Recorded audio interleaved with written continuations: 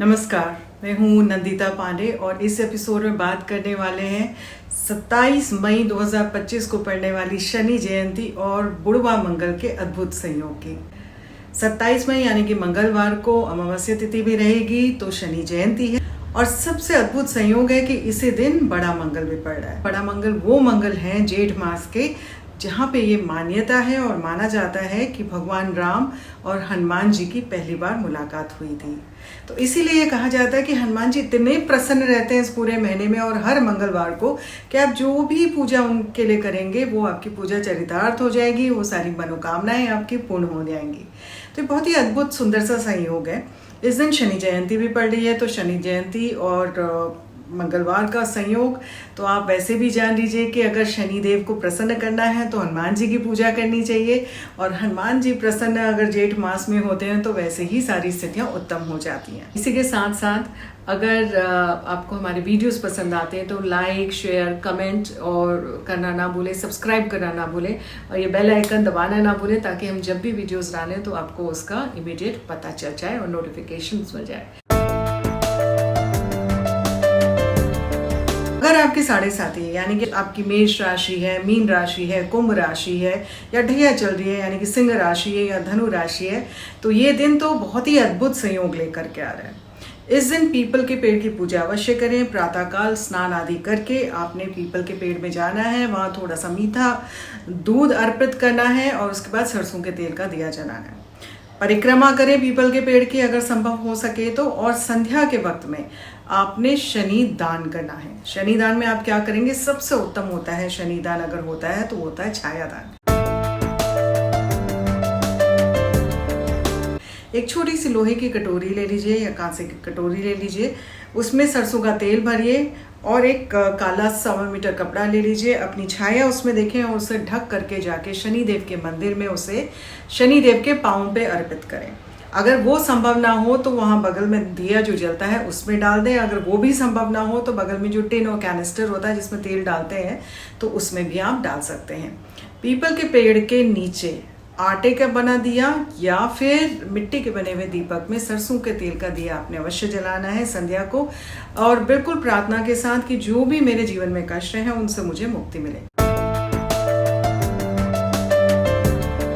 शनिदेव जिनके अवतार माने जाते हैं उनको बोला जाता है कृष्ण अवतार भी हैं। तो ओम क्लीं कृष्णाय नमः का जप करें।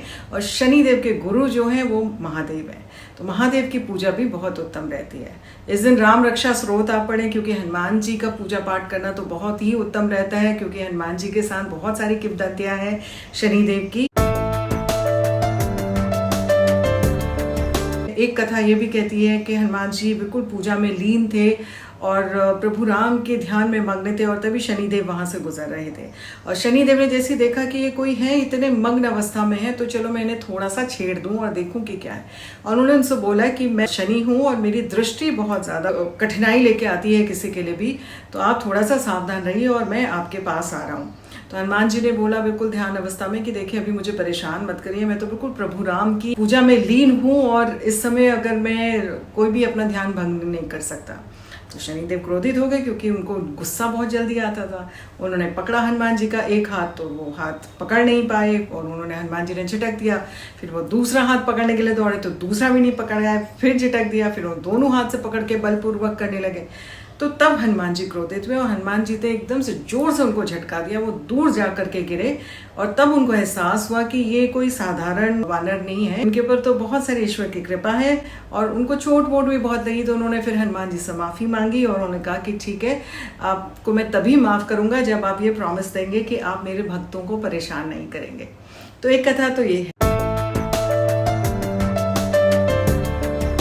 दूसरी कथा यह है कि जब रावण को पता चला कि ये 9 ग्रह हैं, ये जीवन में आते जाते रहते परेशान करते हैं, तो उन्होंने क्या करा कि सारे 9 ग्रहों को बंदी बना लिया। और उसमें उनको पता था कि शनिदेव जो है सबसे ज़्यादा उद्दंड रहेंगे, तो उनको उल्टा लटका दिया। उसी समय कुछ ऐसा हुआ कि लंका दहन के लिए भगवान राम ने हनुमान जी को भेजा। हनुमान जी गए और रावण को गुस्सा आया हनुमान जी में, उनकी पूंछ पकड़ के जो पूंछ उन्होंने जला दी। तो हनुमान जी ने पूरी लंका का दहन करा।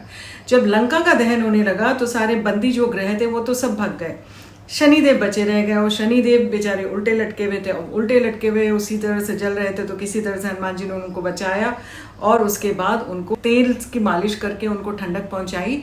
और इस तरह से बोला जाता है कि वहां पे भी शनिदेव ने कहा कि जो भी आपके भक्त होंगे मैं उनको परेशान नहीं करूंगा। और तीसरी किंवदंती एक और है इंटरेस्टिंग से कि जब बांध बांधा जा रहा था लंका जाने के लिए, तो हनुमान जी को ये एक ड्यूटी सी मिली थी कि आप जा करके संध्या में आगे पीछे इसमें चक्कर लगाए। तो वो प्रभु राम के ध्यान में बैठे हुए थे और वहीं शनिदेव आ गए। शनिदेव आए, फिर वो उन्होंने परेशान करना शुरू करा और हनुमान जी उसको छोड़ते रहे कि हटाते रहे कि मत करो मुझे परेशान मत करो। पर शनिदेव तो शनिदेव है, उन्होंने परेशान करने की कोशिश करते रहे। आखिर में गुस्से में आकर हनुमान जी ने अपनी पूंछ से शनिदेव को बांध दिया। और फिर उसके बाद उनको सबक सिखाने के लिए, जैसे उनको पूरा वो उसका संज्ञान लेना था कि कितना पुल आगे बढ़ा कैसे बढ़ा, तो वहाँ पे जितनी भी राह में पत्थर थे उससे अपनी पूंछ से उनको पटकते रहे और उनको काफ़ी चोटें आई। जब चोटें आई उसके बाद शनिदेव को एहसास हुआ कि वो कितनी गलती कर रहे थे, तो उन्होंने भगवान राम की दुहाई दी और तब हनुमान जी ने उन्हें छोड़ा और फिर साथ में तेल भी दिया और तेल की मालिश भी की। और हनुमान जी ने कहा कि आज से तुम मेरे भक्तों को परेशान नहीं करोगे और इसी उसमें एवज में मैं आपको छोड़ रहा हूँ। तो ये तो बहुत ही स्वीट सी शनिदेव और हनुमान जी के आपस में कहानियां हैं। ये मंगलवार 27 मई को बहुत ही सुंदर है। इस दिन आप छोटे छोटे से उपाय कर सकते हैं। शनि दान आप करिए, छाया दान जैसे मैंने बताया, या उड़द दाल का दान, काले तिल का दान, तिल के लड्डुओं का दान, गुड़ का दान, ये बहुत शुभ रहेगा इस समय। और हनुमान जी को तुलसी चढ़ाइए, तुलसी जी उनको बहुत प्रिय रहती है, उसकी माला आप चढ़ा सकते हैं उनको पीपल के पत्तों की माला चढ़ा सकते हैं। मीठे पान का बीड़ा उनको दीजिए, आप उनको नारियल का भोग लगाइए, उनको मीठा भोग लगाइए, बहुत सुंदर रहता है। हनुमान जी के मंदिर में ध्वज चढ़ाइए, अपने घर में ध्वज लगाइए इस दिन। और ऐसा भी आप कर सकते हैं, चमेली के तेल और नारंगी सिंदूर होता है उसका एक लेप बना करके उसको लेप उनको लगाइए, उसे चोला चढ़ाना भी बोलते हैं। तो ये सारे करिए और हनुमान मंदिर में जाके हनुमान जी के विराट रूप का स्मरण करके फिर आप हनुमान चालीसा पढ़ें या बजरंग बाण पढ़ें या फिर सुंदरकांड पढ़ें। आइडियली सुंदरकांड और हनुमान चालीसा पढ़ना चाहिए। तो ऐसा करने से आपके जो भी विघ्न होते हैं, जो भी कष्ट होते हैं, वो सारे हटते हैं। और शनिदेव तो प्रसन्न हो ही जाते हैं जब हनुमान जी की पूजा करते हैं। हनुमान जी को मीठा भोग लगाएं, हनुमान जी पे चोला चढ़ाएं, हनुमान जी को ध्वज चढ़ाएं, नारियल चढ़ाएं, केवड़ा चढ़ाएं। उनके दाहिने कंधे में थोड़ा सा केवड़ा चढ़ाएंगे तो शत्रु हनन होता है। दशरथ कृत शनि स्रोत का पाठ करना बहुत शुभ रहता है। या ओम नीलांजन समाभासम रविपुत्रम यमाग्रजम छाया मार्तांड संभूतम तम नमामि शनिश्चरम। इस मंत्र का जप करें। शनि का शांति मंत्र होता है ओम प्राम प्रेम प्राम सह शनिश्चराय नमः। इस मंत्र का जप करें, बहुत शुभ रहता है। और शिवलिंग के ऊपर जल के साथ थोड़े से काले तिल या उड़द की दाल डाल करके अगर शिवलिंग का अभिषेक करेंगे तो बहुत अच्छा रहेगा। अपना नाम और गोत्र बोल करके अभिषेक करें, बहुत सुंदर स्थितियां बनती जाएंगी और आपके सभी कष्ट हरते जाएंगे। 7.5 का कष्टवर्धक स्थितियां हैं वो सारी आपकी हर ली जाएंगी, सब समाप्त हो जाएंगी। हनुमान अष्टक का पाठ करें, हनुमान चालीसा का पाठ करें, इस दिन बहुत अच्छा रहेगा। सुंदरकांड का पाठ करें। ओम हन हनुमते नमः, सिंपल सा मंत्र है लेकिन इसका जरूर मंत्र पढ़ें। राम रक्षा स्रोत पढ़ें आज के दिन। और भगवान राम परिवार जो है उनकी पूजा अर्चना करना भी बहुत शुभ होता है। तो छोटे छोटे से उपाय करिए, जो भी जीवन में आपके कष्ट है वो सारे हर लिए जाएंगे। और ये इतना सुंदर संयोग है कि इस अपॉर्चुनिटी को मिस मत करिएगा और इसको जरूर करिए। अगर आपको कोई पर्सनल कंसल्टेशन चाहिए तो मेरे नंबर लिखे हुए, इन नंबर्स में आप कांटेक्ट कर सकते हैं। अभी के लिए दीजिए इजाजत। नमस्कार, आत्मा नमस्ते।